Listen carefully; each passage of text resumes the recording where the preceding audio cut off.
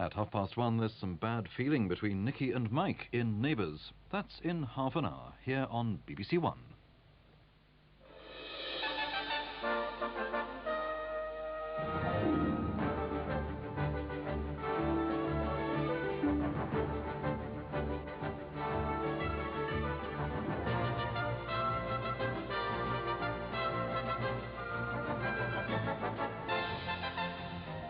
The 1 o'clock news from the BBC with Philip Hayton. Good afternoon. The Queen has rebuked the leader of Fiji's coup, Colonel Rambuka. She says her man on the islands, the Governor-General, is still the sole source of power. This follows the declaration by Colonel Rambuka that he's in charge and about to set up a republic. The Labour Party discusses defence. The Shadow Minister denies a split over its non-nuclear policy. More trouble in the Gulf with Iran and Iraq attacking tankers. A new look for Britain's post offices. Wall-to-wall carpets are in and lino is out. And the 250,000 dogs nobody wants. Now it's a little after 1:25, time for another look at today's main stories.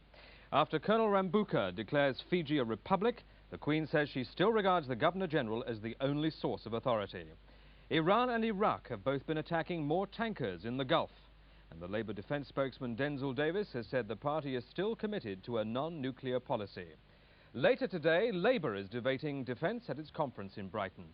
Mrs. Thatcher has talks at number 10 with the American Vice President George Bush.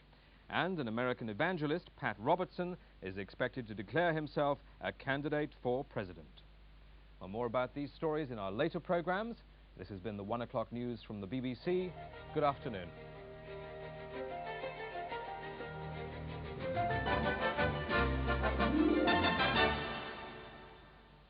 Hello to you. Now it's October, don thy woolly smock. In other words, dig out your thermal underwear. Perhaps you've already been doing that because it's been quite chilly over recent nights. Over the next few days it will turn much milder, so perhaps a little respite with those woolies.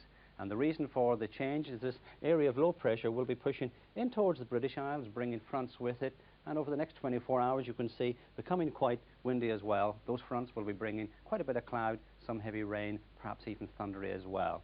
And as I mentioned, a number of isobars increasing in this system, so becoming quite windy as well over the next day or so. Let's take a look and see how the computer handles things. Don't worry about these areas of cloud and rain out to the west. These are fairly old systems. They're going to disappear. The threat comes from the south, and you can see during tonight and tomorrow a good deal of thick cloud and rain pushing up through the country. I think much of central and southern England going to be quite a mucky day during tomorrow. But for this afternoon, let's enjoy the best of it. A lovely autumn afternoon, a good deal of sunshine over Ireland and Scotland, just the odd shower around some of the coasts. And England and Wales faring perhaps even better. Some places staying sunny right throughout the afternoon into the evening.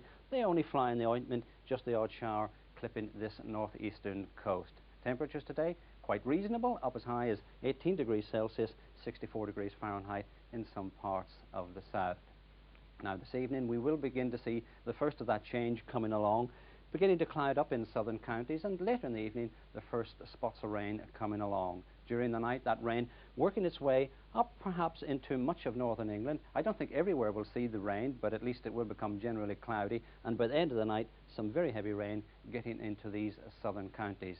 Much of Northern Ireland and Scotland staying dry, just the odd shower on these northeastern coasts and in the Northern Isles. A milder night tonight temperature-wise, perhaps falling no lower than 10 degrees Celsius, 50 degrees Fahrenheit in southern England, while up in Scotland, perhaps in the clearer areas, falling to maybe no lower than 5 degrees Celsius, 41 degrees Fahrenheit. Tomorrow we'll see that rain pushing a little bit further north, fairly patchy over much of southern Scotland, but becoming heavy, perhaps prolonged at times down in southern England, the odd rumble of thunder as well. Temperatures tomorrow, well, perhaps the same as they were today, but at least down in the south it will tend to feel quite warm and muggy and still cool in the northeast. That's it for me. Good afternoon.